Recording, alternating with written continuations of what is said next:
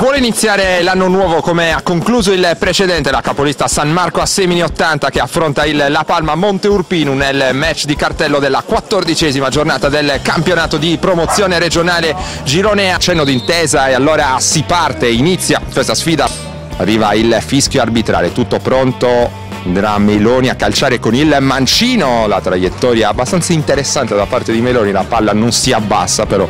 Porcu, uno degli ex di questa partita lo scorso anno, ben 7 centri, intanto la palla che incrocia sulla traversa e poi viene salvata in maniera miracolosa, ma è tutto vano perché era arrivata ancora una volta la bandierina alzata da parte del guardaline, ferirà il cross verso il centro dell'area, si attende solamente il fischio arbitrale che arriva in questo momento. Parte Cocco che cerca la porta, aveva previsto tutto però Pilleri, tutta lunga di Porcu.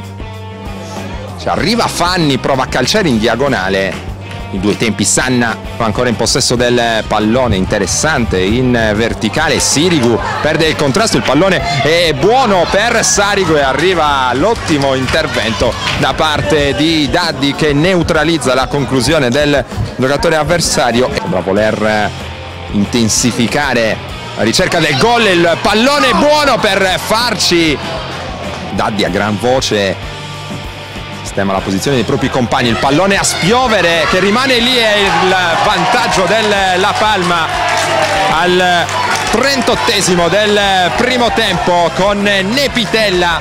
Conclamata abilità La Palma nel difendersi. Intanto seguiamo Farci che prova a calciare con il sinistro.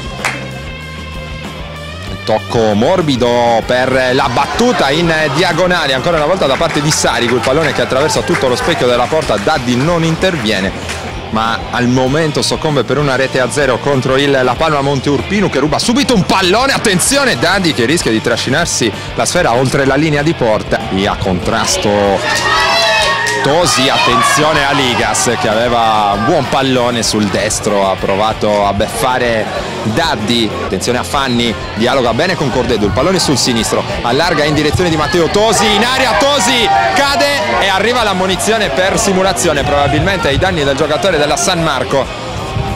Tutto questo al 21esimo, quale sarà l'opzione scelta da Meloni, arriva il fischio arbitrale, parte Meloni con il sinistro, la palla rimane lì e viene intercettata da Sanna con Porcu che era pronto alla deviazione sotto porta.